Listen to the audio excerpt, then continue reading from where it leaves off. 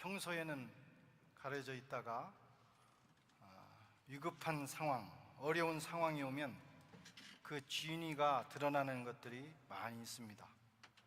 실력, 우정, 본심, 의리, 품위, 이런 종류가 그렇습니다. 평소에는 잘 몰라요. 왜냐하면 가려져 있기 때문입니다. 덮여 있고 위장되어 있고 포장했기 때문입니다. 그러다가 급박한 상황을 만나게 되면 빗장이 풀리면서 숨겨졌던 또는 가리워져 있던 것들이 다 드러나게 됩니다. 속살이 드러나는 거죠. 진짜는 더 빛을 발하고 가짜는 더 유치해집니다.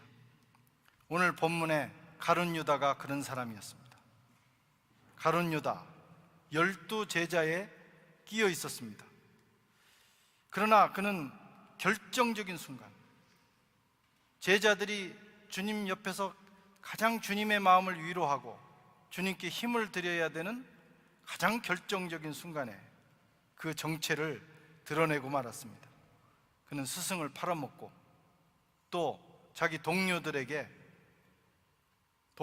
곤경으로 몰아넣는 아주 나쁜 배신자가 되었습니다. 이 배신이라는 말은 위키 낱말 사전에 보면 이렇게 돼 있어요. 남이 나에게 준 믿음.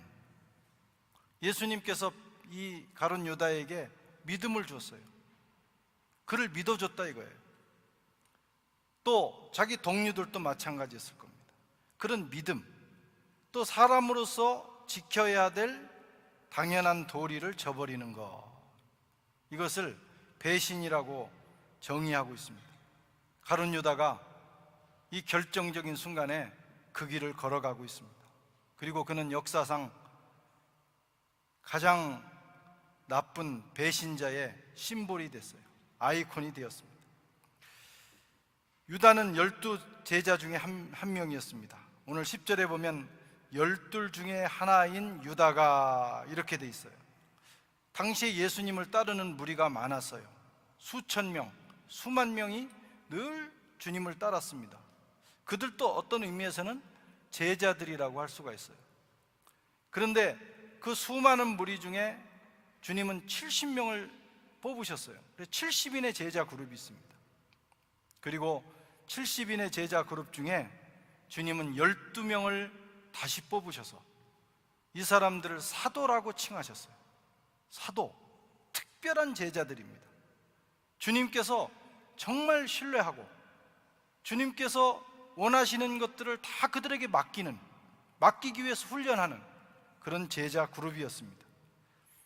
하나님 나라에서 이 사람들은 가장 중요한 자리를 차지하는 그룹이 됩니다. 가룟 유다도 그 12제자 그룹 안에 들었고 특별히 재정을 담당하는 제자였습니다. 우리나라로 말하면 기획재정부 장관 정도가 될까요? 영적으로면 이 장관보다도, 이 재정을 담당하는 장관보다도 훨씬 더 중요한 자리가 바로 주님의 12제자 중에서 재정을 담당하는 자리였습니다. 하나님 나라는 이 세상 나라와는 비교할 수 없는 나라예요. 그 나라에서 가룟 유다는 주님의 신임을 얻고 아주 중요한 자리를 얻은 것입니다. 보통 사람들은 죽었다 깨어나도 얻을 수 없는 자리, 사실 실력이 있어서 그런 건 아니에요. 실력으로 말하면 어쩌면 다른 제자들 중에 유다보다 더 뛰어난 사람도 있었을 거예요. 그 수많은 사람들 중에 이 가룟 유다보다 더 재정을 잘 본 사람이 있었을 겁니다. 그런데 주님께서 유다를 부르셨어요. 그것은 은혜입니다. 주님께서 그를 일방적으로 불러주신 은혜. 그래서 잘해야 되는 거예요. 우리가 지금 서 있는 자리는 은혜의 자리입니다. 하나님께서 우리를 하나님의 자녀로 불러주시고 또 저와 여러분들에게 직분을 주시고 또 주님을 섬길 수 있는 자리로 세워주시는 것, 사실은 하나님의 전적인 은혜예요. 우리가 충분한 자격이 있어서가 아니라 하나님께서 우리에게 기회를 주신 겁니다. 사실 우리가 주님을 섬기는 봉사뿐만 아니라 우리의 인생 자체도 은혜 아니면 설명할 수 없는 것들이 많습니다. 우리 인생 자체가 하나님의 은혜예요. 지금까지 살아온 거, 지금 내가 여기 있는 것 자체가 하나님의 전적인 은혜입니다. 그래서 그리스도인들은 잘 해야 돼요. 하나님 앞에서 잘하는 성도들 되시기를 주의 이름으로 축원합니다. 그런데 이 은혜와 축복의 자리가 때로는 독배를 마시는 자리가 되기도 합니다.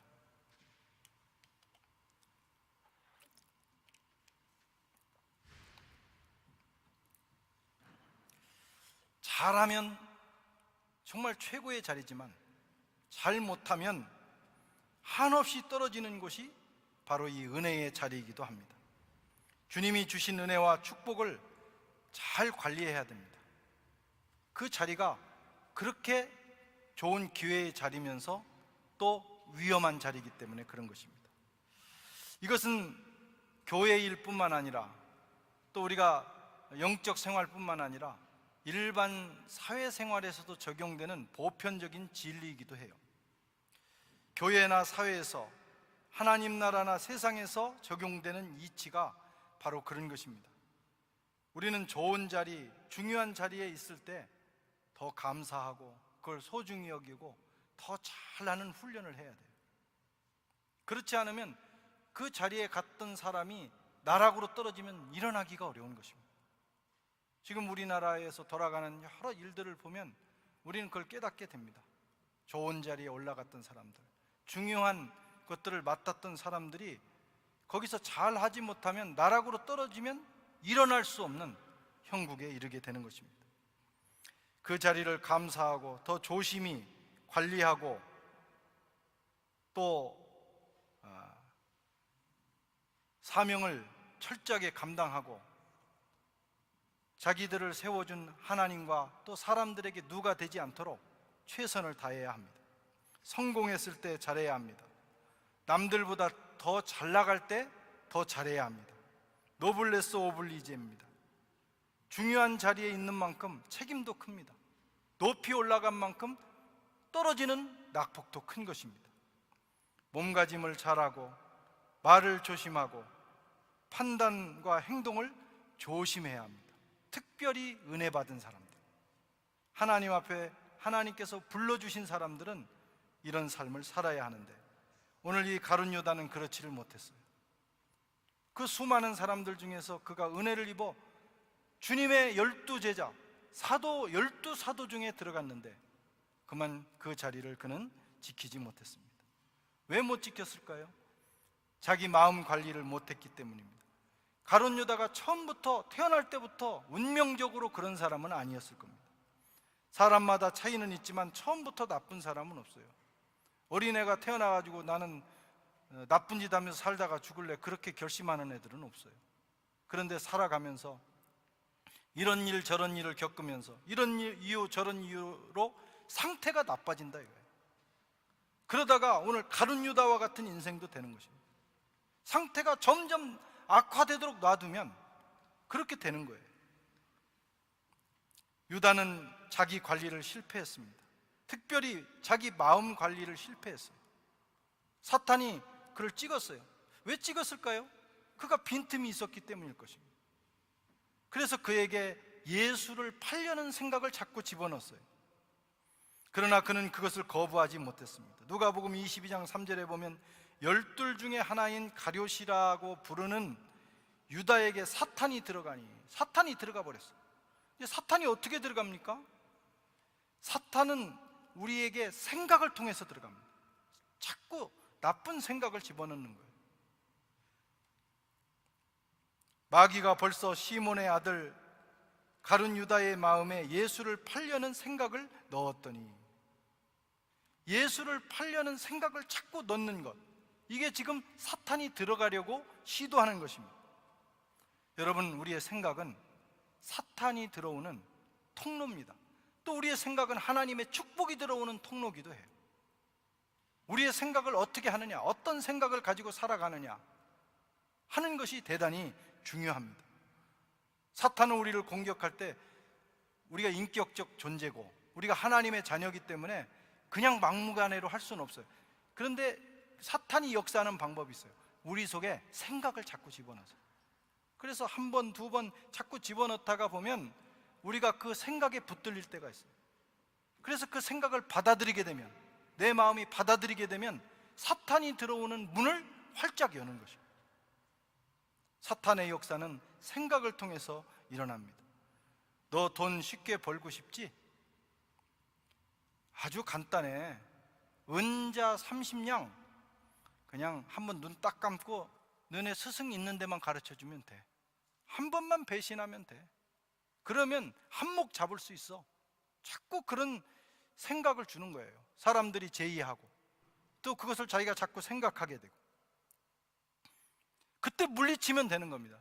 사탄아 물러가라, 그렇게 하면 되는데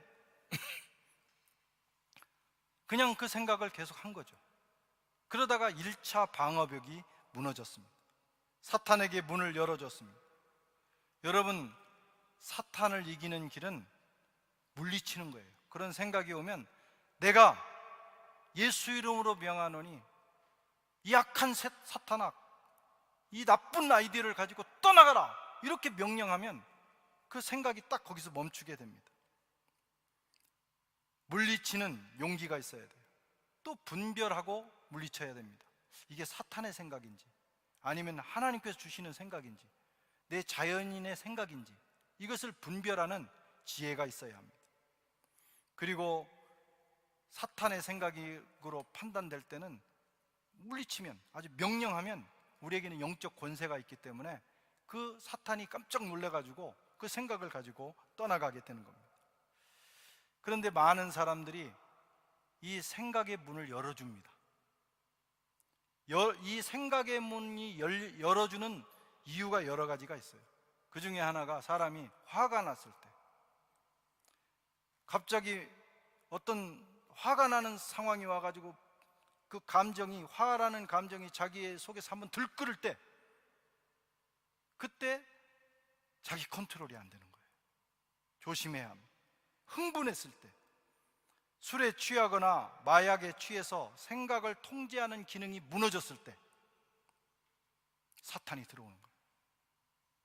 내가 내 생각을 통제해야 되는데 그 생각이 확 내 속에 밀려 들어오는 겁니다. 또 분별하는 지혜와 능력이 없을 때 사탄은 옳거니 하고 그냥 문을 밀고 들어오게 되어 있는 겁니다. 일단 이 사탄의 생각이 우리 마음에 자리 잡으면 문제는 심각해집니다. 그것이 그냥 내 생각으로만 왔다 갔다 할 때는 괜찮은데 그것이 내 속에 들어와서 내 마음 속에, 내 생각이 내 마음에 자리 잡으면 내 마음이 내 인생을 이끌고 가는 거예요. 그때는 막 끌려다니는 것입니다. 이러면 안 되는데, 내가 왜 이러지? 하면서도 끌려다니게 되는 거예요. 마음의 생각이 인생을 주도합니다. 그렇다고 그때 꼭 늦은 건 아닙니다. 그런 이상하다는 생각이 들었을 때도 빨리 회개하고 밀어내면 우리가 극복할 수 있습니다. 대신에 그 상태가 오래된 경우에는 피나는 노력이 있어야 돼요. 단호한 결단이 있어야 돼요. 그래서 예수 안 믿고 오랫동안 세상에 살던 분들이 어느 날 예수 믿고 은혜 받아가지고 주님을 위해서 헌신하다가 금방 변질되거나 흔들리는 이유가 뭐냐? 바로 이런 그 자기 마음이 끌려다니던 그 습관을 버리지 못해서 그런 거예요. 그래서 굉장히 어렵습니다. 영적 생활하기가 어려운 거예요. 아예 모태신앙부터 태어나가지고 정말 숙명적으로 교회를 다닌 사람들은요, 설렁설렁 다닌 것 같아도 좋은 생각, 좋은 마음, 좋은 습관이, 주님을 섬기는 습관이 몸에 배있기 때문에 신앙생활하기가 편합니다. 그런데 늦게 주님을 믿은 분들은 원래 믿었던 사람보다 몇 배의 노력을 하셔야 돼요. 더 많이 기도하셔야 됩니다. 더 많은 결단을 해야 돼요. 그렇지 않으면 못 따라갑니다. 옛날에 김유신이라는 삼국을 통일했던 이 김유신이 젊었을 때 기생집을 많이 다녔다고 그래요. 이게 하나의 설화인데, 그 어느 날 정신을 차리고 내가 이제 이렇게 살면 안 되겠다, 그렇게 생각을 하고 안 가려고 하는데 어느 날 보니까 자기는 가고 싶지 않은데 자기를 태운 말이 그 주막으로 간 거예요. 나는 가고 싶지 않은데 나를 태운 말이 갔다 이거예요. 그래서 그 자리에서 내려서 칼을 들어 자기의 말의 목을 쳤다는 것입니다. 말은 굉장히 비싸잖아요. 오늘날 좋은 말은 수십억도 하잖아요. 그런데 그는 말의 목을 내리쳤습니다. 결단한 거예요. 큰 희생을 감수한 거예요. 그리고 돌이켜서 그는 삼국을 통일하는 위대한 장수가 되었어요. 말은 마음과 같습니다. 나도 모르는 사이에 내 마음이 내 몸을 이끌고 가는 거예요. 그래서 마음 관리를 여러분 잘 해야 합니다. 이 마음 관리를 위해서 많은 대가를 치러야 돼요. 값을 치러야 돼요. 수많은 결심을 해야 돼요. 기도를 해야 돼요. 오늘 본문을 보십시오. 가룟 유다는 마음의 이끌림을 받고 있습니다. 10절 11절에 보면 열둘 중에 하나인 가룟 유다가 예수를 넘겨주려고 대제사장들에게 가매 그들이 듣고 기뻐하여 돈을 주기로 약속하니 유다가 예수를 어떻게 넘겨줄까 하고 기회를 찾더라. 계속 생각하다가 이제 제사장들에게로 갔어요. 그리고 거기서 그냥 뭐 돈을 받았어도 다시 갖다 돌려준다든가 돌이키면 되는데 그렇지 않고 계속 기회를 찾으면서 자기 마음이 이끌리는 대로 그 몸도 움직인 것입니다. 그러다가 결국은 주님을 팔아먹은 것입니다. 우발적인 행동이 아닙니다. 지속적이고 계획적인 행동이었습니다. 중독에 빠진 사람처럼 오늘 가룟 유다가 행동하고 있습니다. 우리가 인생을 잘 사는 길, 우리가 성공적인 인생을 사는 길은 우리의 생각과 마음을 관리하는 것입니다. 우리에게 사탄이 잘못된 생각을 넣어줬을 때 빨리 그것을 분별해서 걸러내야 돼요. 그리고 혹시 내 마음에 그것이 들어왔을지라도 빨리 그것을 뽑아내야 돼요. 잡초를 마음에서 뽑아내듯이, 정원에서 잡초를 뽑아내듯이 마음속에 있는 그 잘못된 생각이라는 잡초를 뽑아내야 합니다. 그렇게 되면 나머지 일들은 순리적으로 잘 풀리게 돼 있어요. 그런데 그 생각을 그냥 넉넉히 받아들이고 그 마음속에 들어와서 잡초가 자라는데 그것을 그냥 놔두면 어느 날 완전히 우리 인생은 무너지게 돼 있습니다.